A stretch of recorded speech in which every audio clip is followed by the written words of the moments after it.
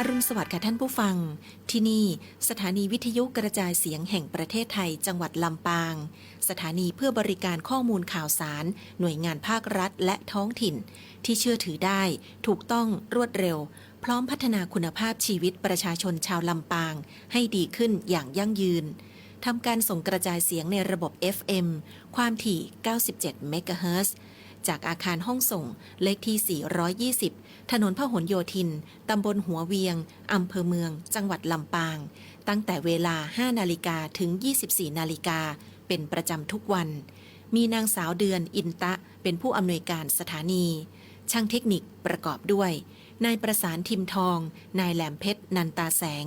นายอิทธิพลปวงจันทร์ นายภูพิงพงศิริแสน และว่าที่ร้อยตรีอาทิตย์วรรณวารี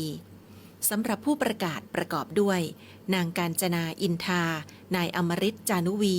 นางอัชราพรปวงจันทร์และนางสาวชุติการเหล่าชัยค่ะ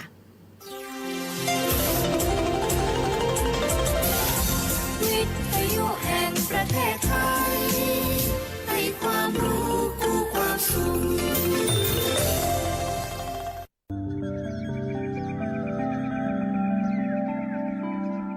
สถานีวิทยุกระจายเสียงแห่งประเทศไทยจังหวัดลำปาง FM 97 เมกะเฮิรตซ์เสนอรายการธรรมะยามเช้า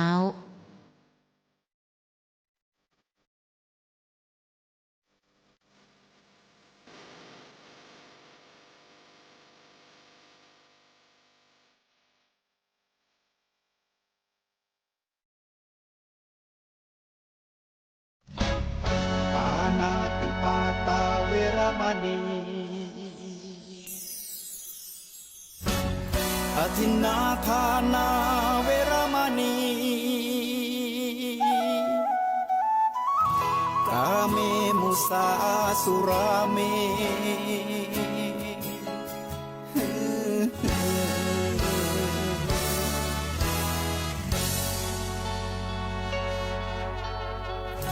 ศีลคือข้อห้ามธรรมคือข้อให้พุทธองค์ตรัสไว้ชี้ทางใจให้ภาคเพียรเบญจศีลเบญจธรรมท่องจำสมัยเราเป็นนักเรียนธรรมะไม่เคยแปรเปลี่ยนแต่เรายังจำได้มาทวงคำมันหมู่บ้านศีลห้าถือเป็นพันธะชาวพุทธทุกคนทั่วไทยสำนักพุทธขับเคลื่อนธรรมจุดเทียนสว่างที่กลางหัวใจสังคมจะร่มเย็นได้ศีลธรรมในใจต้องมีเบญจศีลว่ายังไงไหนลองท่องมาข้อหนึ่งห้ามฆ่าสัตว์ข้อสองห้ามลักทรัพย์ข้อสามห้ามประพฤติผิดในกามข้อสี่ห้ามพูดเท็จข้อห้าห้ามดื่มสุราแล้วเบญจะทำทั้งห้าว่าอย่างไรไหนบอกชัดๆอีกทีข้อหนึ่งเมตตากรุณาข้อสองสัมมาอาชีพข้อสามกามสังวรข้อสี่ต้องมีสัจจะข้อห้าสติสัมปชัญญะศีลห้าข้อทำห้าข้อทำใจทำได้สักข้อหรือยังมีศีลสุขล้ำมีธรรมสุขใจวอนพี่น้องไทยช่วยกันใส่ใจจริงจังยุคสมัยสื่อออนไลน์ทั้งโทษโจมตีใจเราทุกทางมีศีลมีธรรมเคียงข้างชีวิตพบทาง สุขใจ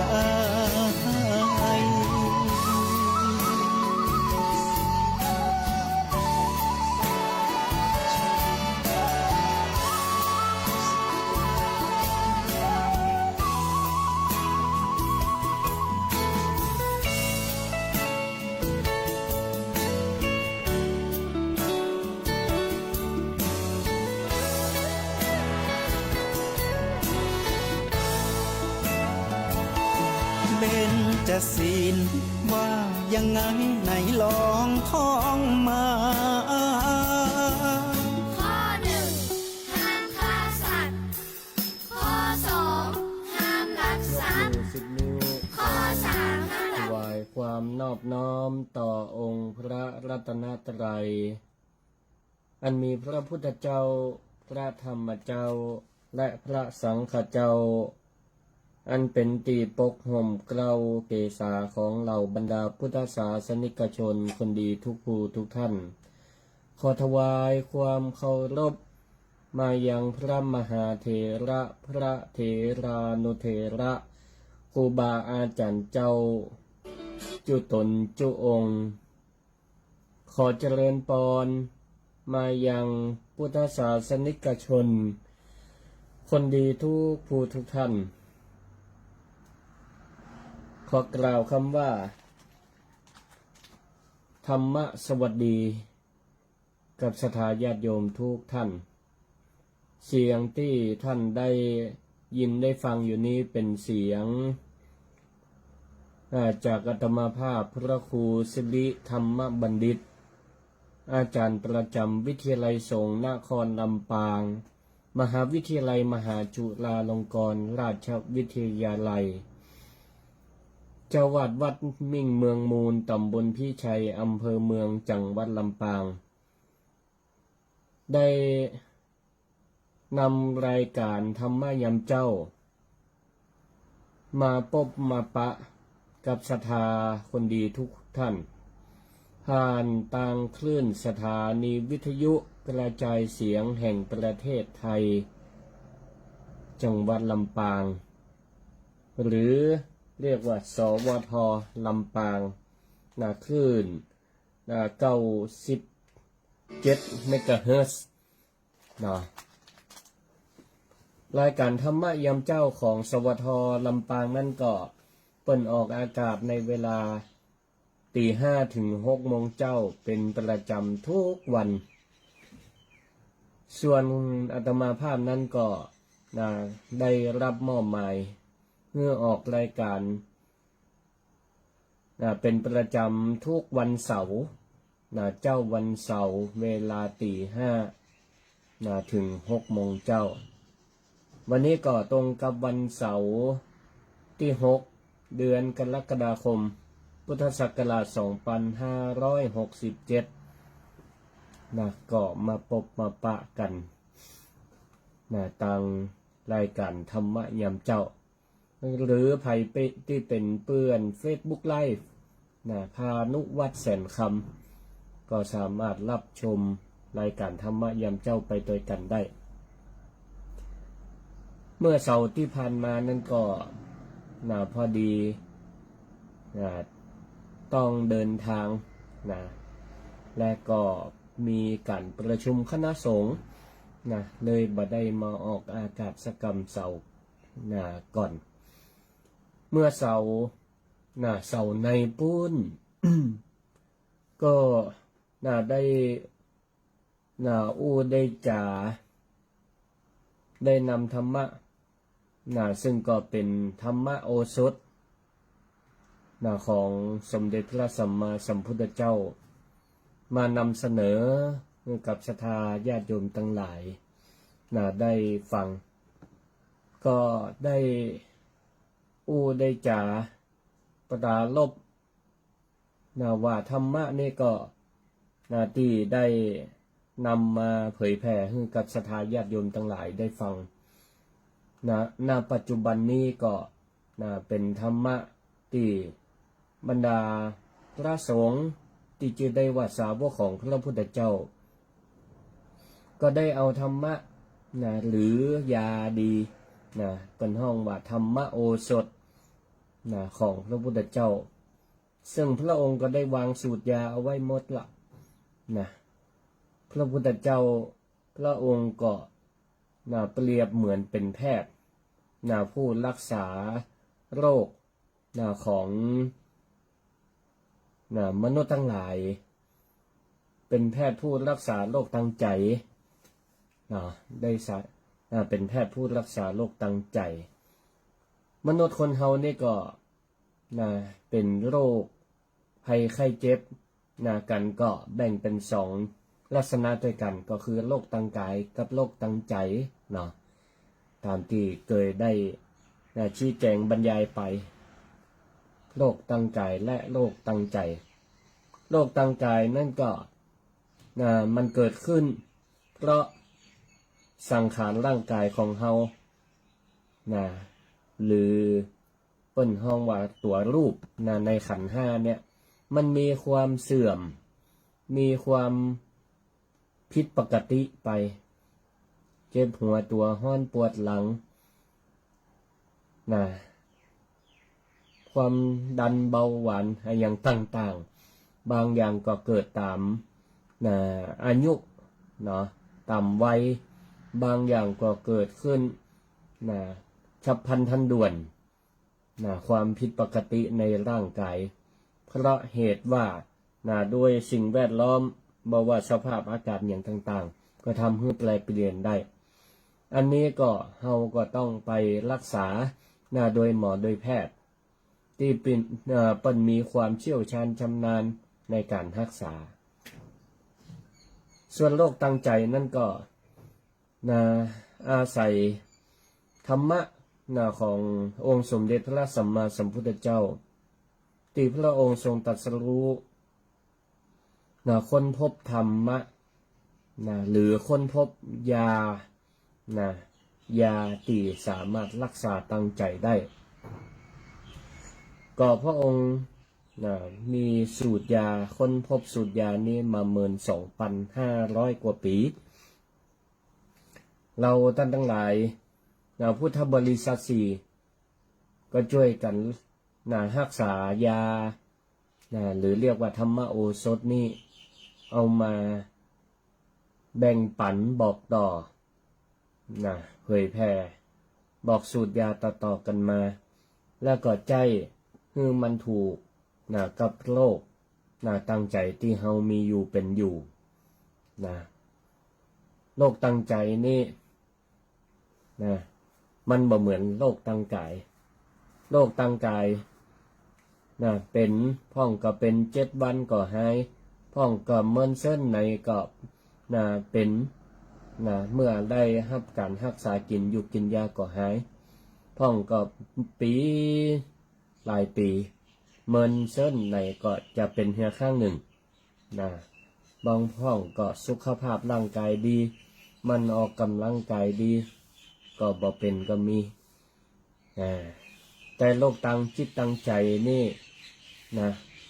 เว้นแค่ชั่วขณะหนึ่งก็บ่ได้เว้นแต่ชั่วขณะหนึ่งก็บ่ได้เพราะเฮาเป็นปุถุชนคนธรรมดาที่ยังมีความฮักความโลภความโกรธความหลงอยู่มีกิเลสอยู่นั่นเองมันก็เวียนเข้าเวียนออกเวียนเป็นเวียนหายอยู่อย่างนี้ยกเว้นไว้แต่พระอรหันตัสพระอรหันต์พระขีณาสพผู้หมดซึ่งกิเลสทั้งหลายบ่มีความฮักความโลภความโกรธความหลงอันนี้เปิ้นก็หายจากโรคตั้งใจหายโดยปลิดทิ้งแต่เราท่านทั้งหลายนั่นก็ยังเวียนเป็นเวียนหายกันอยู่อย่างนี้ก็จำเป็นที่จะต้องอาศัยธรรมโอสถจากพระพุทธเจ้าในการเอามารักษาเอามารักษาพ่องก็เป็นนักพ่องก็เป็นน้อยที่เป็นน้อยนั่นก็เพราะว่าเฮามีสติมีสติและก็เปิดใจพร้อมน้อมรับ ธรรมโอสถเข้ามาในจิตในใจนะเอามาประยุกต์ใจก็สามารถหายได้นะหายได้แต่พ่องที่มายอมหายโรคตั้งใจนี่ก็เพราะว่าบ่เปิดใจนะบ่เปิดใจก็จะทำให้นะกลายเป็นโรคเรื้อรังนะตั้งจิตตั้งใจนะเหมือนกับเปิ้นห้องว่าเลี้ยงโรคไข้เจ็บไว้เลี้ยงไข้เนาะเหมือนกับคนที่เปิ้นเลี้ยงไข้มายอมหายสักเตือหรือแค่บรรเทาพอเดียวสักบึดสักบางก็เป็นแถมอย่างอีกนะเพราะฉะนั้นความสำคัญของธรรมโอสถนะของพระพุทธเจ้าที่พระองค์ได้ชี้แจงแสดงแนะนำให้เราท่านทั้งหลายเอาไปพิจารณาแล้วก็เอาไปเยียวยารักษาตั้งใจให้หายได้เวลาเราเจ็บป่วยตั้งจิตตั้งใจเอายาได้ชื่อว่าธรรมะมาประยุกต์ใจก็สามารถหายได้เวลาพระสงฆ์เจริญพุทธมนต์มีบทหนึ่งที่สวดว่าสักกตัวธรรมรัตนังโอสถังสักกตัวธรรมรัตนังโอสถังแปลว่าขอสักการะธรรมรัตนะที่เป็นธรรมโอสถรักษาตั้งใจคือยารักษาตั้งใจนี่ก็เหมือนกับยารักษาโรคตั้งกายคือต้องใจมีปัญญาตัวใจยังมีสติมีปัญญาบางคนก็ใจยาโรคตั้งกายบ่เป็นเปรียบเหมือนกับถ้าเขาใจธรรมะผิดประเภทในการเอามารักษาใจของเขาเนี่ยก็เหมือนกับเปิ้นเปรียบไว้ว่าเขาใจยารักษาตั้งกายผิดประเภทเจ็บหัวปวดหัวเอายาแก้เจ็บต้องมากินบางเตี้ยปวดเจ็บต้องเจ็บต้องก็เอายาแก้ปวดหัวมากินเจ๊มันก็บ่หายอันนี้ฉันใดการที่เฮาป่วยด้วยโรคตั้งจิตตั้งใจก็ต้องอาศัยธรรมะให้มันถูกกับโลกตั้งจิตตั้งใจฉะนั้นเหมือนกันทีนี้ธรรมะหรือยามีหลายสูตรหลายแขนงถ้าธรรมะในพระไตรปิฎกเปิ้นมีถึง 84,000 พระธรรมขันธ์บางคนก็สงสัยว่าฟังเทศน์มาก็มันก็หลายครั้งหลายคราฟังธรรมะมานักแต่ชีวิตก็บ่ดีขึ้นชีวิตก็บ่ดีขึ้นฟังเทศน์มาทุกข์ความทุกข์ใจก็ยังเก่าก็เหมือนเดิมท่องก็ตรงกับสำนวนที่ว่าความหู้ท่วมหัวแต่เอาตัวบ่รอดมีความหู้ต่างธรรมก็นักแต่พอถึงเวลาสถานการณ์แต่แล้วมีความทุกข์ตั้งใจก็บ่ฮู้ว่าจะเอาธรรมะหมวดใดอันใดมารักษามาประยุกต์ในการรักษาก็เลยกลายเป็นว่าก็ยังมีความอกทุกข์ใจเหมือนเก่าเหมือนกับเวลาเฮาบ่สบายขึ้นมาโมโหว่าตัวเก่าเป็นโรคอะไรอย่างหยิบยามากินก็มาหายเพราะว่าใจยาผิดในโรคตั้งจิตตั้งใจบางทีก็ใจยาบ่ถูกกับโรคอย่างนี้ มันก็ทำให้เราก็ยังเป็นโรคตั้งใจอยู่นะมีความตุกอกตุกใจอยู่นะพ่องก็ว่าโอ้เศรษฐกิจบ่ดีอย่างอี้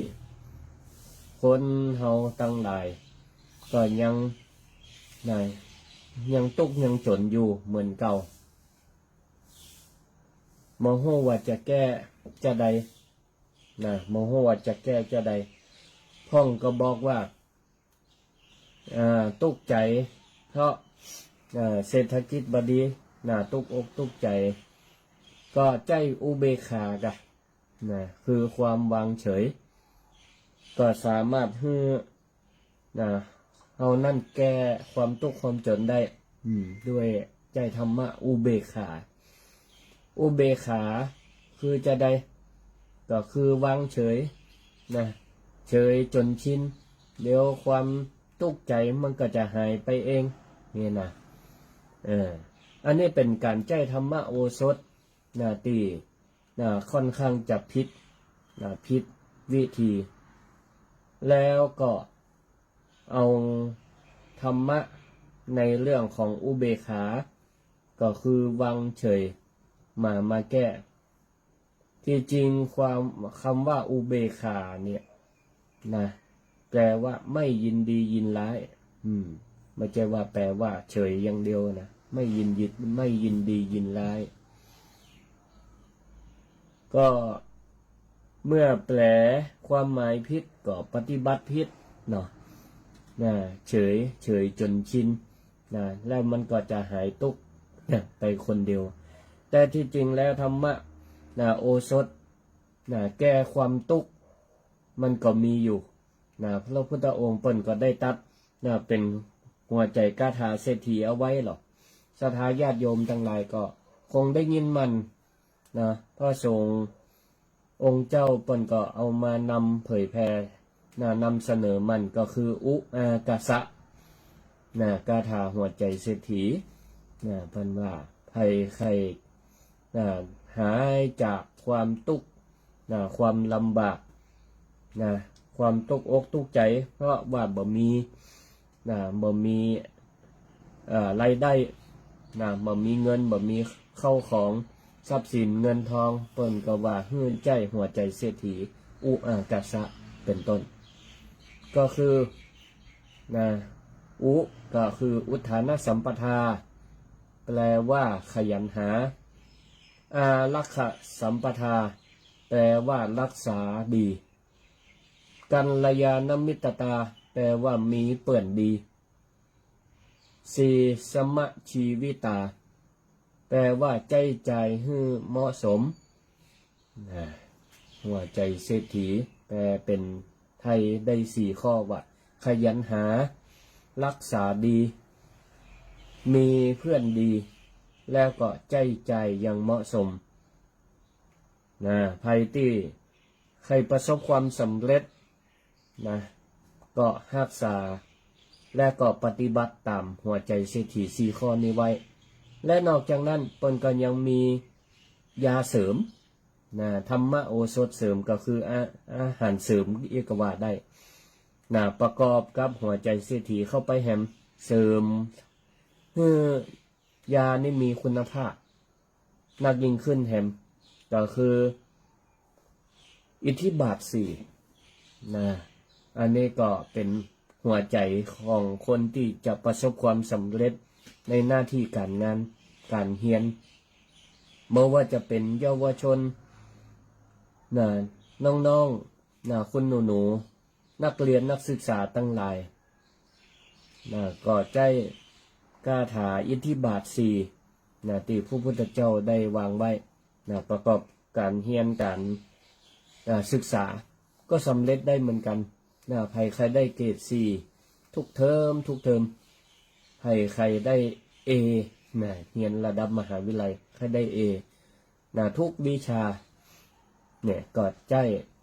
รักอิทธิบาท4เข้าไปก็คืออย่างห้องฉันทะวิริยะจิตตะวิมังสาแต่มีความไทยว่ามีใจรักพ ากเพียรทำมีจิตใจฟักใฝ่ใจปัญญาสอบสวนนะ4 ข้อถ้าเรามีความขัดแย้งกันนะมีความขัดแย้งกันมีความแตกสามัคคีกันก็ใจรักอย่างสังคหวัตถุสี่นะอันนี้ก็เป็นยานะยารักษาใจยาเป็นยาเปิ้นเฮาว่ายาที่เป็นกาวใจสำหรับคนที่บ่มีความรักความสามัคคีกันครอบครัวใดปีน้องแตกแยกกันก็พิษกันก็เปิ้นก็ฮือยาสังคหวัตถุสี่นะคือมีอย่างพ้องโอบอ้อมอารีว่าจีไพเราะส่งเคราะห์ประชาชนวางตนให้เหมาะสมเวลาเฮาเจ็บป่วยตั้งกายเฮาก็ต้องใจธรรมะมาเยียวยาตั้งใจไปพร้อมกันไปพร้อมกันบางคนเจ็บป่วยกระเซาะกระแสะมีความทุกข์นักทุกข์เพราะความเจ็บป่วยตั้งกายเราก็ใจยารักษาตั้งกายกินต่อได้ก็มาหายยาก็ถูกแล้วนะถูกแขนงถูกขนาดละมาหายก็เพราะอย่างเพราะเจ็บป่วยตั้งใจเข้าไปตัวก็เคยเปรียบเทียบเอาไว้ว่าเหมือนลูกสองเฮาโดนลูกศรตีปุ่งเข้ามาโดนลูกศรดอกแรกก็คือเจ็บป่วยไข้ตั้งกายบ่พอไปหับลูกศรดอกที่2ก็คือเจ็บป่วยไข้ตั้งใจไปตัวไปหมอไปโรงยาหมอตักตอนแรกก็บ่เป็นอย่างแต่พอไปตรวจปะโรคนั่นโรคนี่ตามวัยขึ้นมาเป็นความดันเบาหวานพ่องกาก็เอามาตุกอกตุกใจเก็บมาเป็นกำกึดเกิดว่าบ่มีทางจะรักษาละกะบ่มีทางจะรักษาละกะเป็นภาระของคนอื่นกะอย่างนี้เป็นต้นก็ได้รับลูกศรดอกแรกไปแล้ว1 ดอกไปพอเอาลูกศรดอกที่2มาปักแหมฮือตุกอกตุกใจแทนที่จะคิดใหม่คิดแหมวิธีหนึ่งคิดมุมกลับว่าเฮาได้เจ็บไข้ได้ป่วยมาแล้ววิเคราะห์หาสาเหตุมันเป็นได้ก็ต้องหายได้เป็นได้ก็ต้องหายได้ถ้ามันยังกำลังเริ่มกำลังจะเป็นก็รักษาตีต้นเหตุรักษาตีต้นเหตุทั้งนี้ก็เหตุก็เพราะตัวเฮานั่นแหละที่เอาโรคเข้าตั้งร่างกายตั้งการกินเนี่ยเป็นสำคัญภัยเป็นโรคตั้งกายโดยเฉพาะในภายในอวัยวะของเฮาเนี่ยสาเหตุมันก็เพราะอะไรยังก็เพราะว่าเฮานั่นเป็นต้นเหตุในการนำพาโรคทั้งหลายเข้าสู่ร่างกายกินนักก็เป็นโรคอ้วนพ่องความดันเบาหวานพ่องก็เพราะเกิดจากการกินของเฮาถ้าโหว่าจะแล้วเฮาก็ลดปริมาณลดปริมาณลงแล้วก็กินยาตามหมอแนะนำแล้วก็ทำสุขภาพจิตของเฮาให้มันดีโอกาสที่จะหายมันก็สามารถหายได้ดีกว่าที่บางพ่องนี่ไปชิงหนีความตุกตั้งกายด้วยการตอมอกตอมใจหรือปลิดชีพตัวเก่าคิดว่ามันปนไปเหียจะได้บ่ต้องทรมานไผคิดจะอีนี่ก็เป็นสิ่งที่บ่ดีพระพุทธองค์บ่สรรเสริญ นะคนที่คิดฆ่าตัวตายก็ดีเนาะเพราะความทุกข์ทางร่างกายความทุกข์ทางการเจ็บไข้ได้ป่วยอย่างต่างๆเนี่ยนะการนี้ขำตัวเก่าทำตัวเก่าให้ล่วงไปนะอย่างอีนี่พระพุทธองค์บ่สรรเสริญไปบ่ปอก็จะย่าฮื้อเป็นบาปเป็นกรรมไปนะก็จะทำให้เปิ้นว่าคนที่พิชีพตัวเก่านี่ก็จะทำให้ตายแล้วเกิดอย่างอีแล้วก็เป็นวิบากกรรมต่อไปบ่ควรเขาก็รับสุขภาพจิตของตัวเก่าอย่างอีจะดีกว่าคนเฮานี่ก็มีอยู่2ลักษณะพ้องก็ยอมรับสามารถรับปรับจิตปรับใจของตัวเก่าได้เมื่อรู้ว่าตัวเก่าเจ็บไข้ได้ป่วยทางกายได้รู้แล้วก็จะมีสติมีปัญญาในการพิจารณาแล้วก็หาทาง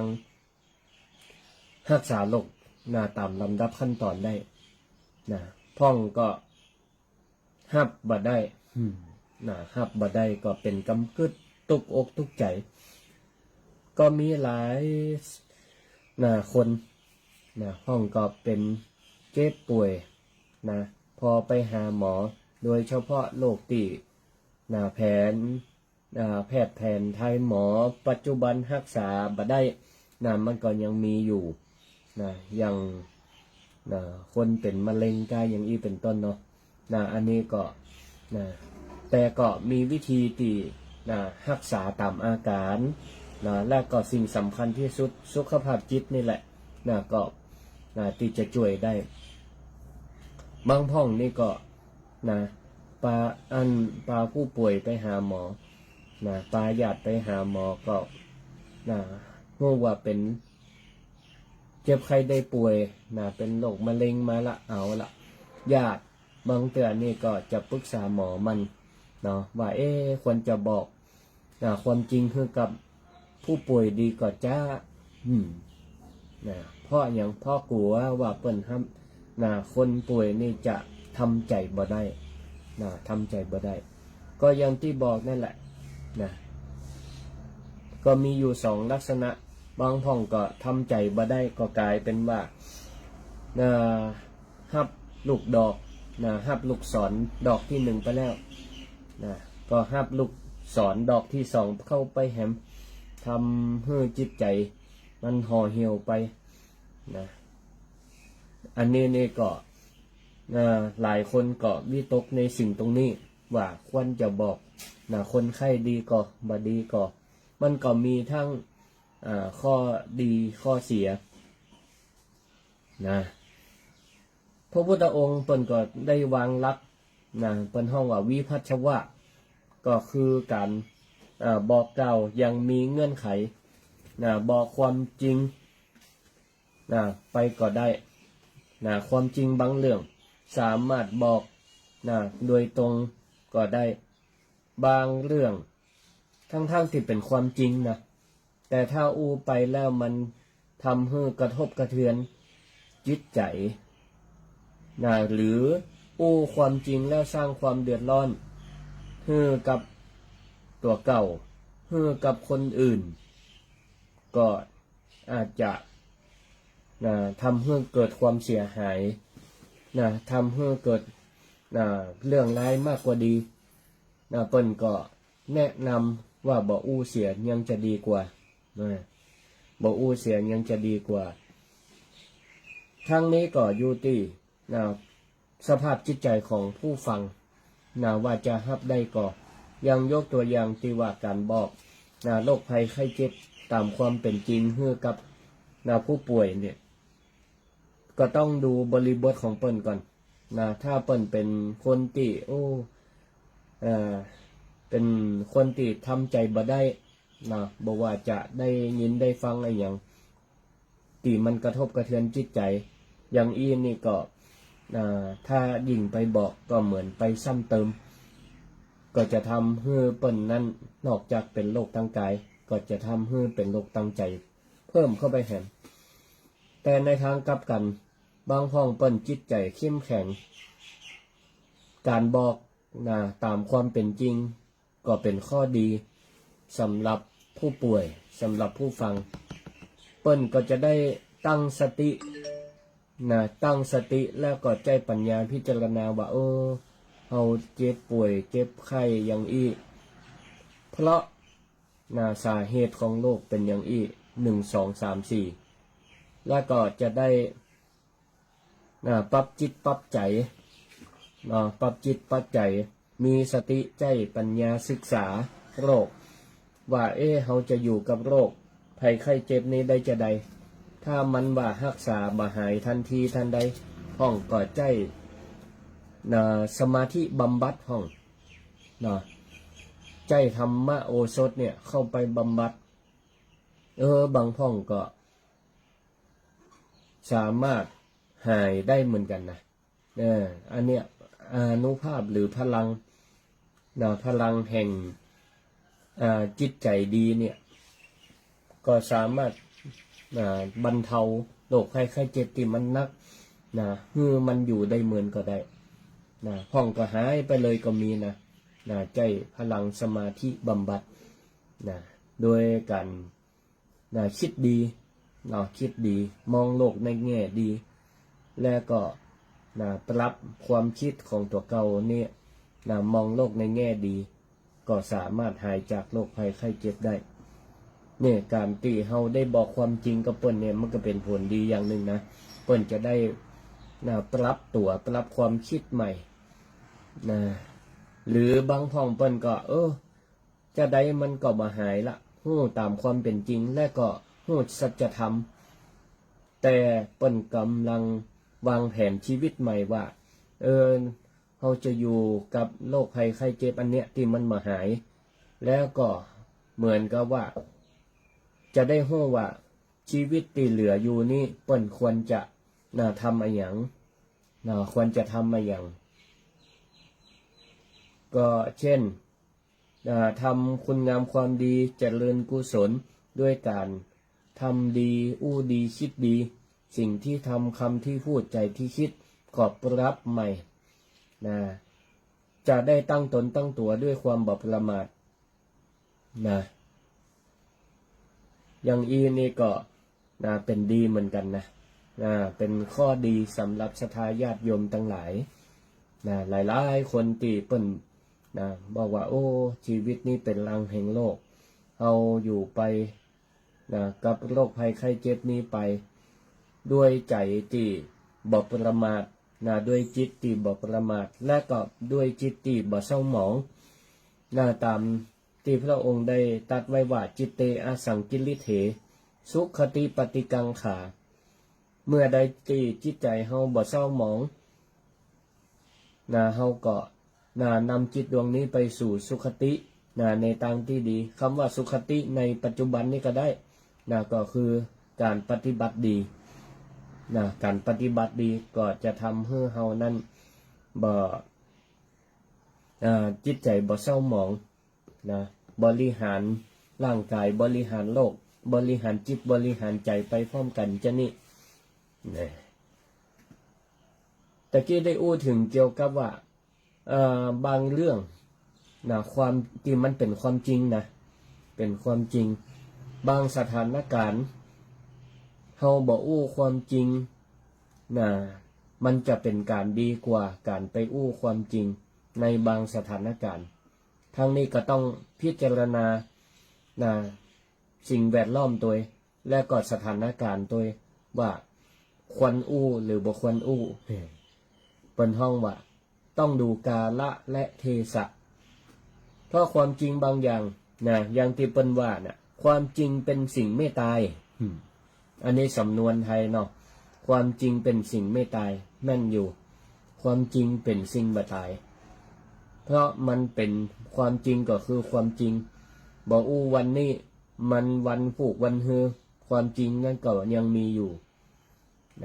ความจริงเป็นสิ่งไม่ตายแต่ถ้าบางเตื่ออู้ความจริงในสถานการณ์ที่บุคคลจะอู้เตื่อ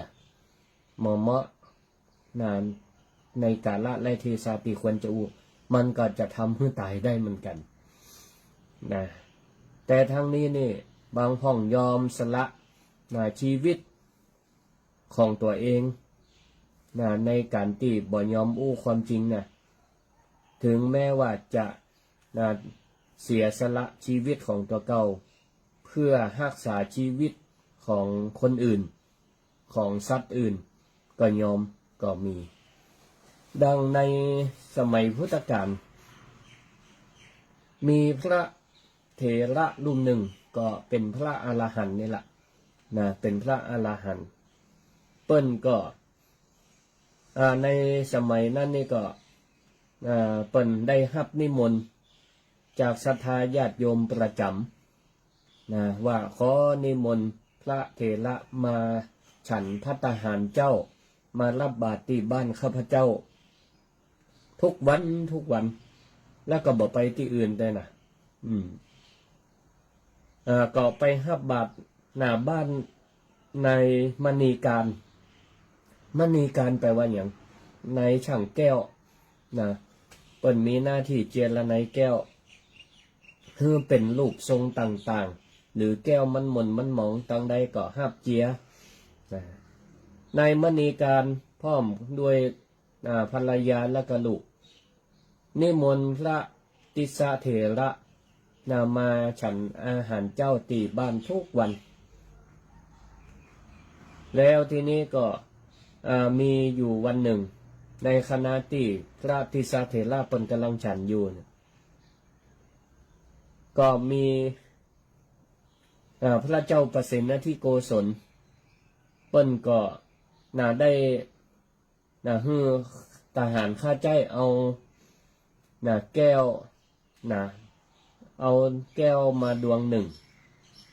ส่งมาเพื่อในมณีการเพื่อที่เอาไปเจียเอาไปคัดเพื่อแก้วนี่มันใสเหมือนเดิมนายมณีการนี่ก็เลี้ยงนก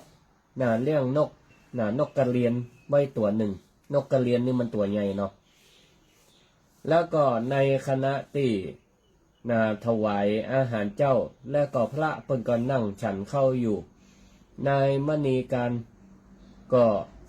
เจียแก้วดวงหนึ่งอยู่ก่อนที่จะเจียเนี่ยก็ยากกับเข้ากับป่ากกจิ้นอยู่กกจิ้นไปตัวแล้วที่นี้จู่ๆทหารก็เอาแก้วมณีมาส่งเปิ้นก็มือยังเปื้อนเลือดอยู่เปลี่ยนจิ้นเปลี่ยนข่าวเลือดข่าวจิ้นอยู่ก็หับดวงแก้วหันเสร็จแล้วก็เอามาวางไว้เสร็จแล้วเปิ้นก็ลุกไปล้างมือไปเอาอุปกรณ์ที่จะมาคัดมาเจียแก้วปรากฏว่านกกระเรียนเนี่ยมันได้หันดวงแก้วมันสาบกินจิ้นกินเลือดติดเนาะมันก็เข้าใจว่าเป็นเข้าใจดวงแก้วนั้นเป็นจิ้นก็เลยซับ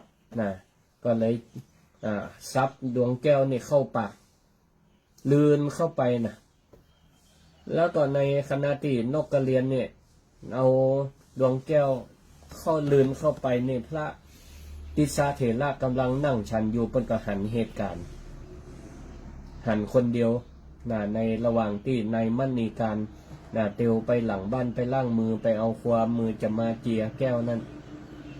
เสร็จแล้วก็ในมณีการปีกมาจะเอาแก้วมาเจียก็เสาะหาแก้วบ่ปะเสาะหาแก้วบ่ปะพอซ้ายพอขวาก็บ่มีไผมีก็พระเถระนั่งฉันอยู่ก็ตอนแรกยังมาถามเตื้อก็เลยถามเมียตัวเก่าว่าน้องหันแก้วหันดวงแก้วตีพระราชาฮื้อมาก่อนเนี่ยไอ้กำลังจะเอาความมือมาเจียบัดเดี๋ยวนี้แก้วมันหายไปเมียก็บอกว่าบ่หันเจ้าก็ล้างถ้วยล้างจานอยู่หลังบ้านบ่หันหรอ ถามคนในบ้านก็บ่มีไผหันทีนี้ก็เลยถามพระเถระที่กำลังนั่งฉันเพราะว่าดวงแก้วนั้นอยู่ใกล้เปิ้นหั่นครับพระเถระนั่นเปิ้นก็ ก็บอกว่าเฮาบ่ได้เอาไปนะนายช่างนี่ก็นายมณีการถามว่าท่านเขาละท่านได้เอาดวงแก้วตินนี่ไปก่อนท่านก็บอกตามความเป็นจริงว่าเฮาบ่ได้เอาไปเพราะจู่ๆตั้งคำถามจะอี้แล้วเนาะเปิ้นก็ถามว่านั่นได้เอาไปก่อนเปิ้นก็บอกว่าบ่ได้เอาไปทีนี้ก็นายมณีการนี่ก็บ่เชื่อเพราะว่าดวงแก้วเนี่ยมันก็อยู่เนี่ยคนอื่นถามไผก็บ่ฮู้บ่หันก็มีพระเถระตนเดียวอยู่เนี่ยถ้ามันบัดใจพระเถระมันจะเป็นไผกะก็เลยขยันขยอถามอยู่อย่างนั้นนะว่าท่านถ้าได้เอาไปก็เอามาคืนเตอะเป็นของพระราชาเนอะอินะถ้าหากว่าแก้วของพระราชาหาย ผมก็จะเป็นโทษเป็นตาท่านก็จะเป็นโทษเป็นตาเป็นลักของพระราชานี่บดีเนอะอีกอะตัวเก้ากันยังฝังใจนะมั่นใจว่าพระเถระต้องเอาไปแน่นอนทีนี้ก็ เมียได้ยินเจ้าก็เลยห้ามปรามนายมณีการผู้เป็นสามีว่าโอ้อ้ายบดีเนอะบดีไปปักปั๊มพระสงฆ์องค์เจ้าจะปาฮื้อเฮานี่ชิบหายก็คือเป็นบาปเป็นกรรมนั่นเองทีนี้ก็นายมณีการก็บอกว่าโมเฮาตั้งมดเนี่ยเข้าถึงความเป็นทาสหรือชิบหายก่อนยังบะเต้าก้าของดวงแก้วมณีนี้เพราะว่ามันหายไปเนี่ยจะเป็นโทษเป็นตาพระราชาจะลงโทษเอาได้เพราะฉะนั้นในวันนี้จะใดก็ต้องหาคนขโมยให้ได้ก็บ่มีไผละตู้เจ้าตนนี้แหละพระเถระตนนี้แหละว่าแล้วนายมณีการก็พยายามบีบคั้นให้พระเถระยอมรับให้ได้ก็เลยไปเอาเจือกนี่นะความโกรธบังหูบังตาความโกรธบังหูบังตาเป็นโรคตั้งใจแล้วนี่ก็ไปเอาเจือกเอาไม้เก้นมาเอาเจือกมาหัดหน้ารอบเสียนของพระเถระรอบหัวพระเถระแล้วเอาไม้เก้นเข้าหมุนเหมือนกับทรมานบีบหมุนไม้เก้นเฮือเจือกเนี่ยมันหัดหัวพระเถระแล้วก็บอกว่าพระตัวเจ้าเอาแก้วมณีออกมาเอาคืนมาบ่คืนเขาจะหัดไปติ๊กพระเถระเพิ่งก็โดนเจียกนี่หับหัวจนเลือดออกปากออกหูออกหูดังท่านก็บอกปากท่านก็บอกปากบอกบ่เฉลยว่าโอ้แก้วเฮาบ่ได้เอาไปปุ้นแมงนกปุ้นนกกระเรียนปุ้นมันเอาไปเปิ้นบอกจะอีกทีนี้ก็โดนหับนักเข้าท่านก็เจ็บปวดแต่ท่านก็บอกปิปากบอกในช่างมณีการจนท่านได้ล้มลงกับปื้นเลือดก็ย้อยออกจากปากจากหูจากจมูกทีนี้ก็กินเลือดมันออกเนาะเลือดก็ไหลแมงนกกระเรียนเนี่ยสาบเลือดเนี่ยก็เข้ามาใกล้พระเถระเข้ามาใกล้จะเข้ามาใกล้พระเถระเพื่อจะมากินน้ำเลือดในขณะนั้นก่อนนายมณีการเนี่ยหันนกนี่ลูกในมันในมูเตียวเข้ามามันกำลังโขดอยู่เนาะก็เลยเตะนกตัวเก่าที่เลี้ยงไว้นี่นะบ่สนอกสนใจยังสักอย่างละความเมตตาปานีบ่มีลำประเดี๋ยวนี้เตะนกกระเรียนเนี่ยติดฝาทีนี้ก็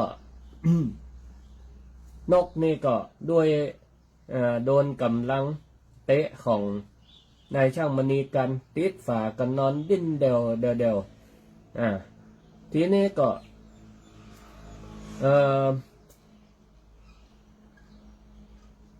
นายมณีพระเถระก็เลยบอกว่าอุบาสก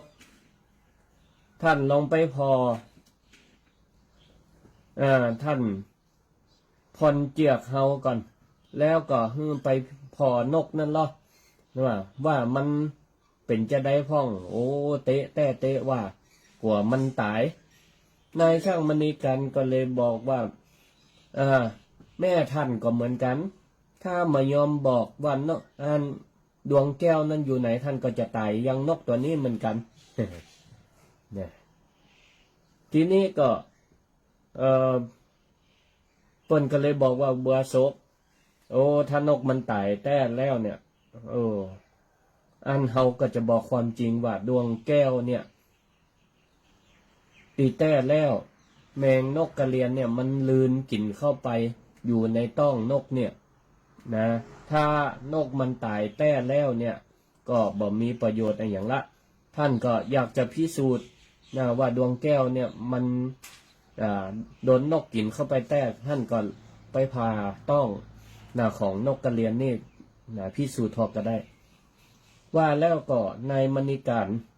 ช่างแก้วนี่ก็ไปผ่าต้องนกก็ปรากฏว่าดวงแก้วไปอยู่ในต้องนกกระเรียนแต่เอาละทีนี้มาสำนึกผิดได้ก็เลยกราบขอขมาอภัยต่อพระติสสะเถระว่าขอพระคุณเจ้าได้ยกโทษให้ข้าพเจ้าเตอะได้ขอให้ได้ปลงวางอนุญาตลดโทษให้ข้าพเจ้าเตอะข้าพเจ้าบอกแต่ว่าท่านได้บัดได้เอาแก้วนี่ไปตีแต่แมงนกนี่เอาไปแล้วท่านยังบอกความจริงท่านยังบอกความจริงให้ข้าพเจ้าฮู้ตั้งแต่แรกพระเถระก็บอกว่าอุบาสกโทษของท่านบ่มีโทษของเฮาก็บ่มีแต่มันเป็นโทษของวัฏฏะเฮายกโทษให้เนิ่มหมายความว่าอย่าได้เปิ้นก็บอกว่าโทษของท่านบ่มีโทษของเฮาบ่มีมันเป็นโทษของวัฏฏะก็คือมันเป็นวิบากเป็นกรรมเป็นโทษของวิบากเป็นกรรมเฮาบ่เป็นหยังเฮาบ่ยกบ่ถือโทษโกรธท่านหรอกนายมณีการก็เลยบอกว่าท่านขอรับถ้าท่านยกโทษให้ผมแต่ผมท่านก็ขอให้ได้เมตตามาฮับบิณฑบาตในบ้านผมต่อเนิ่ก็ผมจะรักษาท่านหายแล้วก็ขอเมตตาเตอะมาฉันในบ้านกับผมต่อพระเถระก็เลยบอกว่าอุบาสกอาตมาหู้แต่แก่จริงละว่าต่อไปนี้อาตมาบอกควรที่จะเข้ามาฉันในบ้านตระกูลที่ได้นิมนต์เป็นประจำเพราะการที่ได้เข้ามาเป็นประจำความคุ้นเคยมันก็มีอยู่ความคุ้นเคยกับตระกูลมันก็มีอยู่ภัยมันก็จะมาสู่พระสงฆ์องค์เจ้าได้ต่อไปตั้งแต่นี้ต่อไปเฮาจะใจเท่าทั้งสองเนี่ยเดินรับบิณฑบาตไปตามประตูบ้านประตูเฮือนต่างๆแล้วกันศรัทธาญาติโยมเปิ่นใครประสงค์จะใส่บาตรก็ขอให้เปิ่นได้ใส่หน้าบ้านหน้าจองเอาแล้วกันบ้านท่านก็เหมือนกันต่อไปนี่เขาจะบ่าเข้ามาฉันในบ้านแล้วเนอะนี่กะจะยืนอยู่แต่ประตูหน้าบ้านแล้วกันเนี่ยศรัทธาญาติโยมทั้งหลายอันนี้เปิ่นเป็นพระอรหันต์บ่ได้เนาะเปิ่นก็ความจริงบางอย่างหันอยู่แก่หันอยู่กับตาหันอยู่กับตาได้ยินอยู่กับหูแต่ถ้าเปิ่นบอกไปมันก็จะเป็นภัยต่อนกกระเรียนเปิ่นก็เลยบอกยอมถ้า นายมณีการจะทำไล่เพราะทำไล่พระเถระเปิ้นก็ยอมเนี่ยความจริงบางอย่างในบางสถานการณ์ก็บอกควรอู้ก็มี แต่ถ้าเหมาะแก่สถานการณ์ดีบ่ถึงเวลาและบ่ก็ควรกล่าวควรบอกเนี่ยอันนี้ก็ได้ยกตัวอย่างศรัทธาญาติโยมทั้งหลายบางเตื่อบางทีนี่สิ่งที่เฮาได้หันสิ่งที่เฮาได้ฮู้ได้หันบางเตื่อมันก็บ่เป็นความจริงเสมอไปเพราะฉะนั้นก็ใจสติใจปัญญาพิจารณาก่อนที่จะเป็นโรคตั้งใจก่อนจะโรคตั้งใจจะเข้ามาเบียดเบียนคือโรคอันเกิดจากความโลภความใครมีใครได้ใครเป็นหรือความโรคภัยที่เกิดจากความโกรธนี่โมโหตามความเป็นจริงบัดตันได้พิสูจน์ก็เบียดเบียนคนอื่นโรคจากความหลงโมโหตามความเป็นจริงล่าผีผามด่วนดำเนินการเข้าไปอันนี้ก็จะสร้างความเดือดร้อนให้กับตัวเก่าก็ได้คนอื่นก็ได้วันนี้ก็เอาธรรมะมามาจ่ามาแนะนำให้กับศรัทธาญาติโยมทั้งหลายเป็นธรรมะโอสถอันหนึ่งก็ได้มาก็พอประมาณละตอนนี้ก็เหลือเวลาแห่งประมาณ6 นาทีก็ขอเชิญชวนศรัทธาญาติโยมที่ฟังอยู่ตั้งบ้านให้จะมาแนะนำรายการในวันเสาร์หน้าใครฟังอันใดก็แนะนำได้เนอะ064-949-5999รายการธรรมะเยี่ยมเจ้าพลานขึ้นสถานีวิทยุกระจายเสียงแห่งประเทศไทยสวทลำปางเนอะเจริญปอนไว้สายจ้าว่าอาจารย์นี่เสียงแม่ทาบ้านฟอนนอเจ้าเจริญปอนเนอะมีปฏิมีสอนใจอิ่มอกอิ่มใจมีพระอาจารย์สาธุสาธุฟังเข้าใจดีเนาะเจ้าดีละในฟังรายการทุกคนทุกตนทุกองค์เลยเจ้า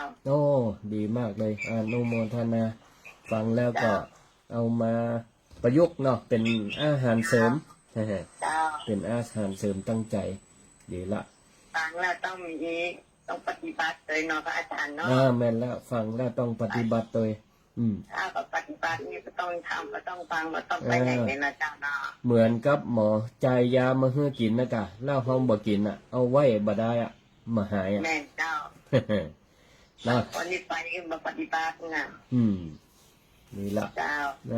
เป็นกำลังใจพระอาจารย์ได้เนอะขอบคุณแม่ทาเจริญพรสาธุเจ้าขอบคุณหลายๆเนื้อสถาติติดตามรับฟังรายการธรรมะยามเจ้า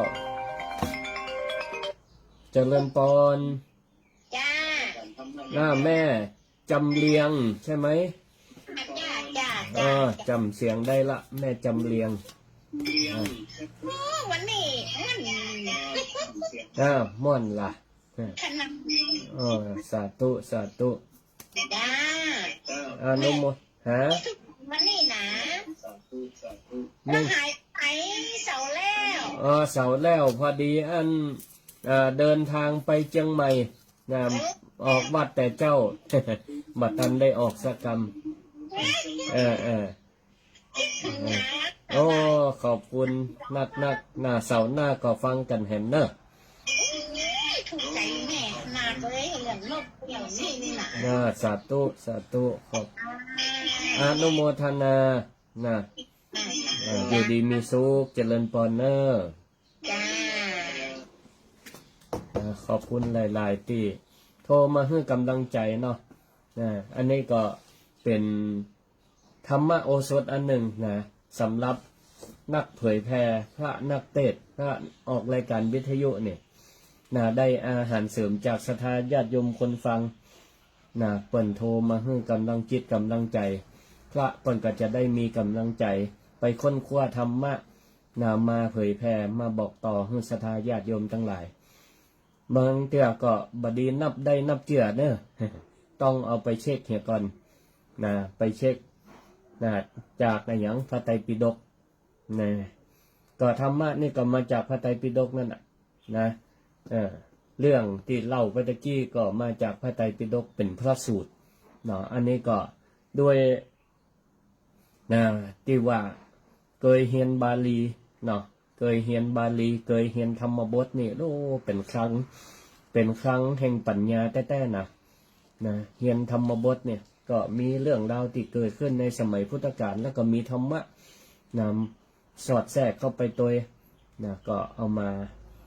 นำเสนอให้กับสถาขอบคุณสถาติฟังรายการธรรมยามเจ้า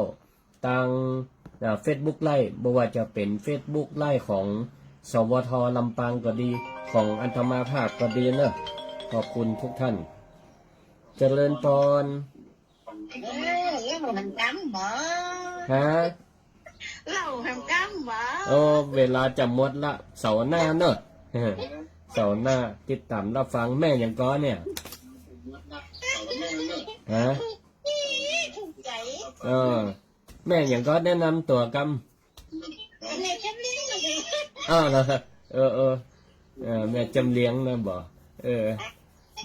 เห็นเวอร์ชันหนึ่งแต่กี้ถ้าตักไข่เนี่ยจำได้สาธุเดี๋ยวอนุโมทนาเวลาจะหมดละขอบคุณหลายๆเนอะเวลาหมดเวลาก็ขอลวดลาสทาญาติโยมทั้งหลายไว้เพียงเท่าอี้ก่อนมาพบมาปะธรรมะยามเจ้าโดยพระครูสิริธรรมบัณฑิตได้ทุกวันเสาร์เวลา 5 โมงถึง 6 โมงขอความผาสุกจงเกิดขึ้นแก่สทาญาติโยมทั้งหลายสุขภาพแข็งแรงเจริญการุณาสมปรารถนาทุกท่านทุกคนอายุวันโนสุขังปะลัง ติดตามรับฟังรายการธรรมะยามเช้าได้ใหม่ในวันและเวลาเดียวกันนี้ทางสถานีวิทยุกระจายเสียงแห่งประเทศไทยจังหวัดลำปาง FM 97 MHz